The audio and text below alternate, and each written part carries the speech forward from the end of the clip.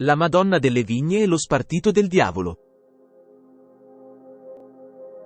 Nel comune di Trino Vercellese, in Piemonte, c'è un prezioso tesoro artistico che sarebbe rimasto dimenticato se non fosse per alcune leggende misteriose. Si tratta del santuario della Madonna delle Vigne, situato a Montarolo. Questo santuario in rovina è recentemente diventato famoso per la leggenda dello Spartito del Diavolo, un brano musicale palindromo che si crede abbia poteri magici. Si dice che suonarlo al contrario, partendo da destra a sinistra e dal basso verso l'alto, possa liberare un demone precedentemente imprigionato nella cripta di una chiesa abbaziale vicina, l'abbazia di Lucedio. Questa abbazia cistercense fu chiusa nel 1784. Ufficialmente, la soppressione dell'abbazia fu attribuita ad una controversia tra i monaci e il vescovo di Casale Monferrato riguardo alla nomina dell'abate commendatario. Tuttavia, la leggenda racconta una storia più sinistra che coinvolge l'evocazione di un demone, avvenuta un secolo prima della soppressione dell'abbazia. Il demone sarebbe stato invocato durante una messa nera tenutasi nel cimitero abbandonato di Darola, nelle vicinanze. Nel corso della storia, alcuni membri del clero si sono dedicati a condurre tali messe sacrileghe in onore del diavolo. Un esempio noto è l'abate francese Étienne Guibourg, un religioso cattolico che, nonostante il suo status ecclesiastico, era anche un occultista e celebrava messe nere su commissione della famigerata Madame Montvoisin, conosciuta anche come la Voisin, nota per la produzione di veleni. La leggenda di Lucedio narra che alcuni monaci hanno evocato un demone durante una messa nera, anche se un'altra variante parla del coinvolgimento di un sabba di streghe. Questo demone avrebbe inizialmente obbedito, ma in seguito sarebbe sfuggito al loro controllo e avrebbe posseduto sia i monaci che le suore del luogo. Questi religiosi posseduti sarebbero stati spinti a commettere azioni malevole nei confronti dei cristiani locali, cercando di costringerli ad abbandonare la fede cristiana e ad aderire al culto satanico. Nel 1784, Papa Pio VI avrebbe inviato un esorcista per ristabilire il controllo. Questo esorcista avrebbe confinato il demone nella cripta della chiesa abbaziale, liberando così i monaci dal suo influsso maligno. A causa di questi eventi, l'abbazia fu chiusa e i monaci furono trasferiti a Castelnuovo Scrivia. L'esorcista incaricato avrebbe scoperto quello che viene chiamato lo Spartito del Diavolo, ed il mistero ad esso collegato per cui, suonandolo al contrario, ovvero da destra verso sinistra e dal basso verso l'alto, si intimava al diavolo di farsi vedere, mentre suonandolo in senso normale il diavolo veniva nuovamente intrappolato nelle segrete dell'abbazia. Purtroppo, ancora oggi, ci sono coloro che, mossi da oscure curiosità, si avventurano nella vecchia chiesa diroccata non per ammirare l'affresco ancora in buono stato, ma per cercare di riprodurre quelle note con l'intenzione di evocare qualche entità maligna.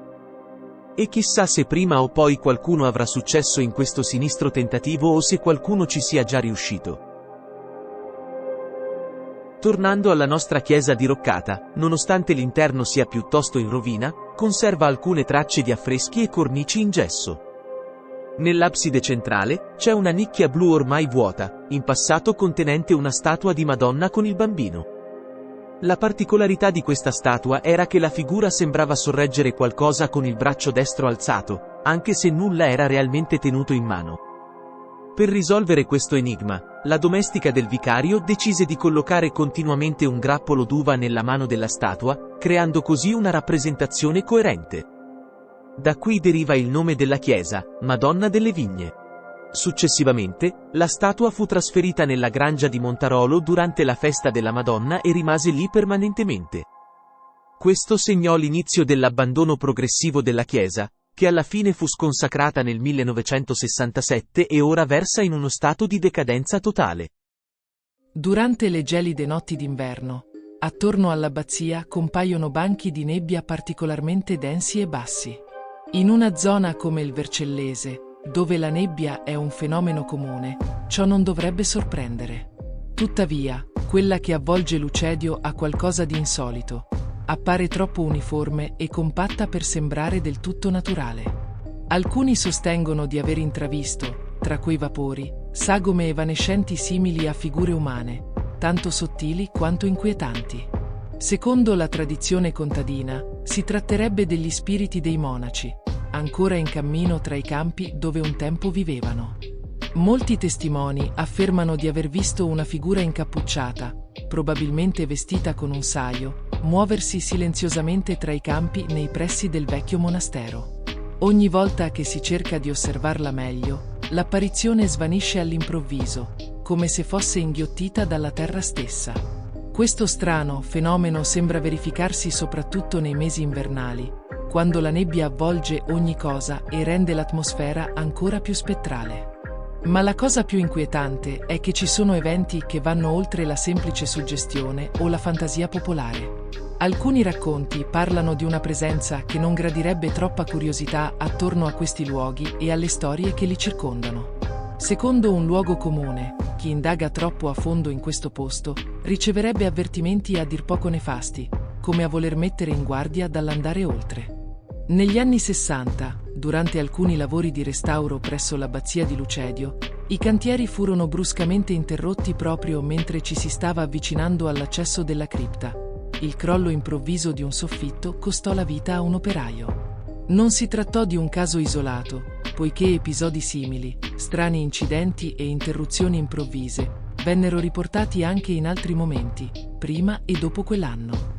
Durante i lavori di restauro in una delle strutture interne dell'abbazia di Lucedio, fu scoperto un corpo murato dietro una parete. Grazie al cemento, il cadavere si presentava in uno stato sorprendentemente ben conservato, con gli abiti ancora visibili. Tuttavia, non è stato possibile stabilire con certezza se si trattasse di un antico monaco o di una vittima più recente. Un ritrovamento che aggiunge ulteriore inquietudine a un luogo già avvolto da misteri e leggende senza tempo.